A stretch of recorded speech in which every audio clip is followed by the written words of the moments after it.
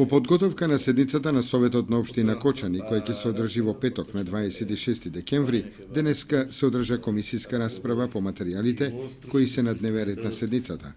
Комисијата за финансии и буџет и локален економски развој расправаше по предлог буџетот на општината Кочани за 2015 година, по предлог одлуката за извршување на буџетот на општината Кочани за 2015 година, а ги разгледа и финансиските планови на општинските основни и средни училишта за наредната година.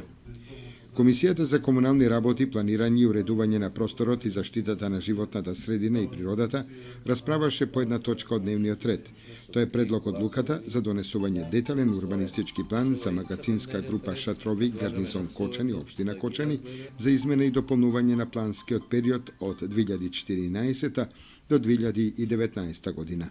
Членовите на комисијата се интересираа за тоа колку парцели се предвидени во овој комплекс. Образложение на деталниот урбанистички план за старата военна касарна во Шатровик даде архитект Александар Гицов. Во неговата содржина поместено е претежно намена на домување во индивидуални стамбени згради, како процентот околу 80% од целата површина. Зеленилото D1 секако се приметува и тоа како површина што носи.